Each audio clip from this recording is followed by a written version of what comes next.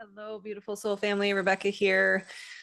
Oh, so good to be with you. I am honored and privileged to have this space to be able to allow these messages to flow through. I am so honored for those of you who, or because of those of you who stick around and allow the process of the divine to shift and change how these messages are delivered. It's interesting because it is such a test of faith and a commitment to honoring and following the divine guidance that leads us into those places that we would not otherwise go. And it can seem scary. It can seem vulnerable. It can seem very uncertain. And the message that I'm sort of feeling called to share is this journey that I'm being asked to walk down in the way of just delivering a message, just showing up and letting what needs to come through, and how important that is, not just for me, but also for all of us collectively. That it used to be that, there was a preacher on a pedestal and he was, revered as the guide or the guru that everyone trusted. And he was the most wise person, or I'm sure somewhere along the way, there was a goddess or a queen who was also revered as the most capable of delivering the messages that we needed to hear. And yet it feels as though we are all being called to step out of the way, to get out of ego consciousness and to let the divine move through you in whatever way that looks like. And to trust that you will be divinely protected in the process of doing that. That there are people out there who want to say, oh, you're crazy, or, oh, you feel like God's calling you. How dare you? And to those people, I would say probably not wise to mock God. But our willingness to show up anyways is critically important. It's part of that process to be able to hold ourselves through the difficulty, especially for those of us who are highly sensitive and empathic. We can feel the criticism, and it makes it challenging to be able to hold that in your body and to do it anyways. And this is where my years of trauma healing have made it possible for that to happen, that no longer do we fawn or wear a mask or hide our truth, that there is capacity within the body to be able to withstand the criticism and the judgment and potential rejection and show up anyways, and to become that vessel to allow something greater than us, the creator of the universe, to show up and to be so fully surrendered to what it is that we are being called to, that we are willing to look a little crazy sometimes.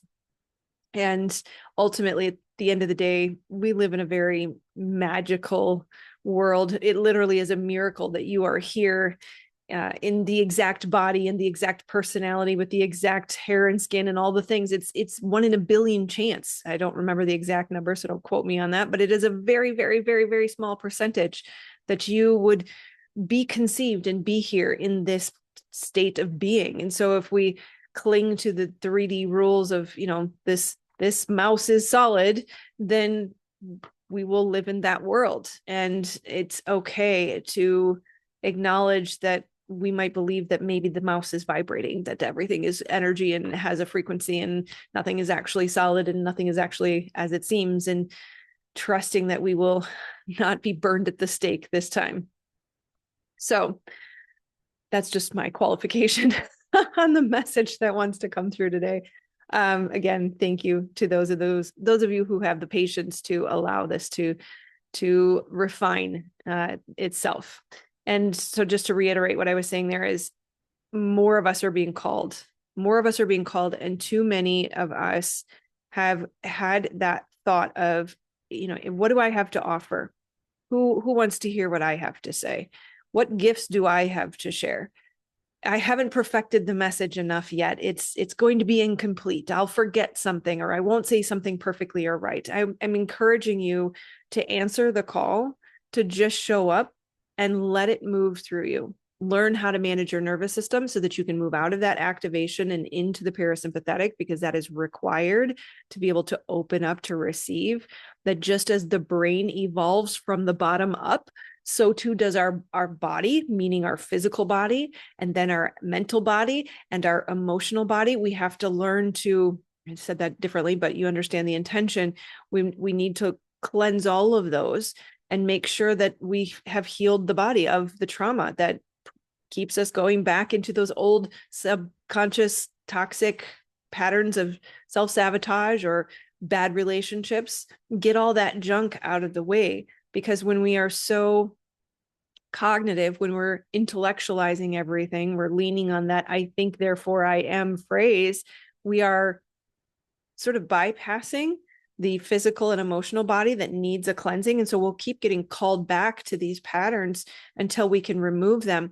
And the beautiful thing is, we develop physically as children, physically first, right? So the muscles and the fascia and the lymph and the blood and all that stuff. Then we move into more of an emotional being, right? The terrible twos, right? We're throwing tantrums. We're developing our emotional capacity, and then the brain develops. So think of all of the experiences and beliefs that were pre-cognition, pre-language, right? That lives in your body. So we want to learn how to work with that part of us, that bodily memory that holds a lot of wisdom and insight and keys into your blocks and your limits, so that you can remove that out of the way. Because it's kind of like we're bypassing by going from the intellectual to the spiritual and ignoring the physical and the emotional.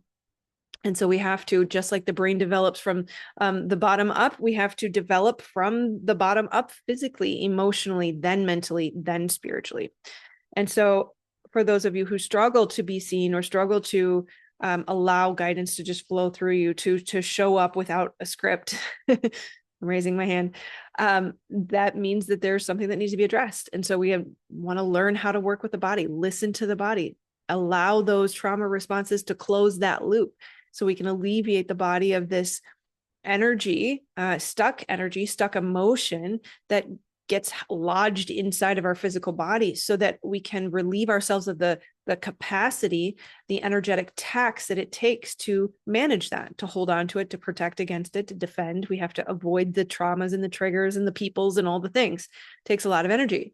You've lived with that in your whole entire life inside of your body. And so think of how tired your body is, especially considering that that means activated nervous system state, which is the opposite of rest, digest, healing, growth, repair. And if you think about, if there's something that you want to receive in your life, that parasympathetic state of being is necessary. Think about digestion. That is reception, right? Being able to put the nutrients in your mouth does not mean you actually receive it into your body. Right? We could go down the whole digestion path, which we will avoid for today. Feeling into your heart and just listening to your heart requires a healing of the trust within yourself and your connection to the divine. And if you had a toxic environment in childhood, or toxic relationship, or the military, or even just subscribing to the culture today, suppression of emotion, you likely have some sort of program in there that says, I can't trust myself, right? All too often, we look to authority to tell us what is okay and what is not okay. What should I do? What should I not do? Right? There's a prescription to how we live life, and that is no longer working for us. That is no longer working for the collective whole of humanity. Look at the world. Look at the state of the world, and tell me we're doing something wrong. And you are part of leading the charge into the new way of being. That if we recognize that the mouse is not solid and things are not as we thought they were, and there is some sort of higher order to things, there's something that makes my heart beat every day. There's something that causes my lungs to breathe. There is life in my breath. There is something bigger than me at play here. Why would I think that I've got it figured out? And clearly, there's so much science in the quantum physics world, in the psychology world, in the neuroscience world that shows us that things are not as we think they are, which means that prescription for life is not as effective as they said it was, which means we have to start feeling into our own knowing in our body, the wisdom and the intelligence of the body, If you tell yourself, I'm going to drink poison, your body is going to have a visceral response. Don't do that thing. Right? If you say, I'm going to go get a massage and lay on the beach, have fun with friends and have a fire and share good times with loving people, your body says, yes. The highest state of the nervous system, love and connection. You have a wisdom inside of your body that will tell you what is right for you and what is not. And it may not look logical. It may not make sense. It may be difficult, likely is difficult to explain to people because they don't have access to that part of you that says yes or no. And this is the test, to be willing to do it anyways. To trust that that thing that animates your autonomic nervous system and wakes you up every day loves you so much. It wants to give you the finest wheat, which is an analogy from the Bible, where it's talking about the creator, the divine source of all that is, wants to give you good. The unlimited source of creation needs you to take the limits off through what you believe. What do you believe? Do you know what you believe? How sneaky and insidious the ego is in these stories that we tell ourselves. It never works out for me. Life is hard. I'm on my own. It's all up to me. Nobody ever shows up for me. I always get hurt. Men are always this way. Women are always this way, right? Even if we take it down to the business level, right? It's not my idea. Why would I support them? Why would I do the right thing for the company? It doesn't make me look good, right? All of that comes from belief, whether it's physically embodied belief or subconscious belief or even cognitive conscious belief. That is how we limit the creator. And so in this time of great change, it's probably the best way to put it. It's interesting. I just looked at the clock. It's 1:55. So new beginnings and big change, right? Moving 55 miles an hour is what just came to mind. We are plowing forward towards something very, very different, very, very new and unfamiliar. And for some of us, it's complete, I don't want to say upheaval because it's not necessarily chaotic, but it's just the world turned upside down, complete opposite. And we may get that vision. We may get that knowing of where we are being called. We may even have for a time a sense of peace in that and certainty that it's going to be amazing. It's going to be so good. And yet in that process of getting to that place, all of the fears will come up. All of the triggers will be triggered. All of the old trauma responses will want to be leaned on. And it requires a lot of strength. It requires the heart of a lion is what I'm thinking here. It's coming to mind. To be brave, to be bold, to believe, to not give up, to not fall back, to not turn back, to not look back, to trust, to take the action, to do the scary thing, to go to the unfamiliar place, to be the only one in a new place. It's as if the puzzle pieces are being moved around, that many of us have felt very alone in our environments, felt a sense of isolation. There's been certainly a lot of hermit mode, in the guise of healing, and we're being called forward now. And that's, as you know, if you follow me, part of my mission is waking us up to the trauma that keeps us stuck in those hidden secret places. No more can we be the hidden seeker. No more could I be that corporate hidden seeker. It was time to stop dancing with the fragile egos and making decisions because it made John look good.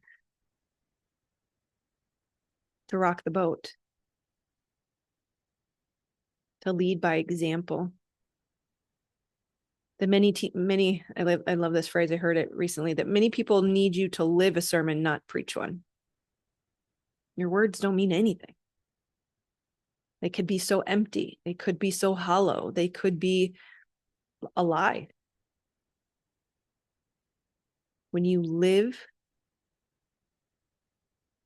the way you know you're called to live, when you demonstrate through self-leadership, that's when things actually happen. Not because you just said the words and it looked good. Yeah, words are powerful. This big debate that's come up lately. Thoughts don't create your reality. Hey, did you know? I could tell you the sky's purple all day long, but I don't believe it. It's not going to turn purple because I don't believe it. Words can be hollow and empty. If you think about how we create, we are creators. We are creators. We're creating all the time, whether we realize it or not. I'm leaning away from the term manifestation and more towards creation, although it is still manifestation. They're kind of one and the same, but manifestation has been used for egoic purposes and a little bit distorted because of that. And that's why so many people struggle with it. When we step more into creation and we start to understand my focus and my attention is what creates, it is the power, the belief behind it that starts the process. And yes, the words become part of that. The thoughts certainly are reaffirming the belief and solidifying the belief, but it's my focus and my attention that I keep reaffirming and recreating and strengthening through the focus. If you notice, people will say, money is bad, or money's the root of all evil, or religion has been co-opted, right? It's almost as if these things start as inherently neutral. And because of the focus and intention of the people who leverage these things, it grows into something unhealthy. We're creators. We're meant to grow things through our focus and intention. We're meant to create and grow things. We're always going to need to create and grow things because that's what we're made to do. But the question is, are you putting it into something good? And if we're working in the hustle and grind culture, we're trying to fit into the way society says things works. We are working so that we can buy stuff, so that we can pay taxes, so that we can pay bills and then go back to work again. That is a very unfulfilling life unless your work actually is fulfilling for you, utilizing your gifts and talents. So if you're in that process and you're not utilizing your gifts and talents, what are you growing? What are you creating? Because you're going to have to create something. And likely in that state of being, it's going to be a coping mechanism. This is where money becomes bad. This is where religion gets co-opted. So the question is, what are you growing? What are you focused on? What are you creating? The analogy of the Lord's Prayer is coming to mind. I say this with my kids before bed every night. Our Father who art in heaven, hallowed be thy name. And I noticed that they were kind of going through the motions the other night. And I've noticed this for me personally in these difficult times when we're in these moments of great change. What am I focused on? What am I thinking about? What am I constantly sending my energy towards and growing? And when you say those words, you can say those words and be thinking about the pizza you had for dinner. Or you can actually have your focus on the divine, reaffirming the commitment to these words. And this goes for everything we do in life. Do you see an evil person who hurts you in front of you, or do you see the divine in front of you? When you experience a hardship or you have to go through something difficult, you have to do a hard thing, do you see the divine in that thing, or are you focused on poor me, why me, life is always hard? What are we focusing on and growing? Right? And really remembering to back it down every time to belief, because what you focus on, what you are growing, is stemming from a belief.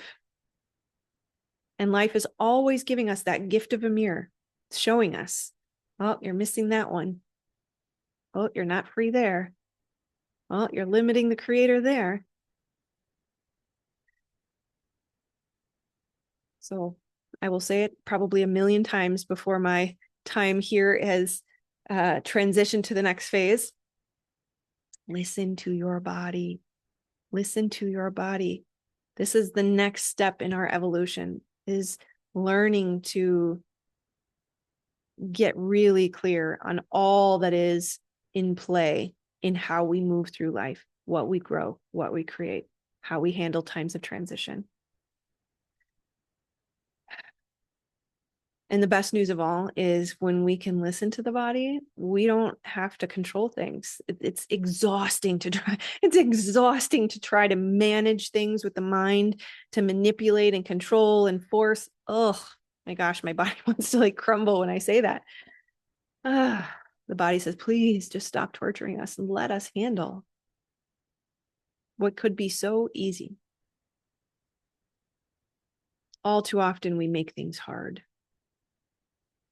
We resist flow and ease, and we don't even realize it. Remembering that desire plus non-resistance equals the desired result, and any resistance that you experience is tied to a belief. I feel like I could probably talk on this forever, so I'm not going to do that.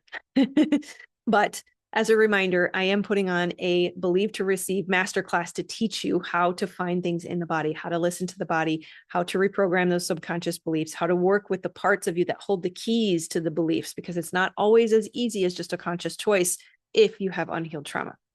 Right. So if you experienced a situation where you did not feel safe, seen, heard, cared for, or loved for an extended period of time, or you subscribe to emotion suppression and hustle and grind culture, you have the same exact changes in the brain and body as you would if you had experienced trauma, which is fine. No big deal. We now know how to handle that. You got to get into the body. Somatic healing like trauma spotting is what I will teach you in that masterclass. It is an extremely affordable price. So check out the link below. Make sure you jump in. It'll be live on Zoom. I might even do a demo if someone's brave enough to raise their hand. And certainly we'll have some questions and answers as well. It's going to be awesome. The future is bright. You are meant to be limitless. And it's time to learn how to step into the identity of who you were designed to be. That limitless creator that helps make the world a better place. All right. I love you, my friends. I'll see you on the next one. Namaste.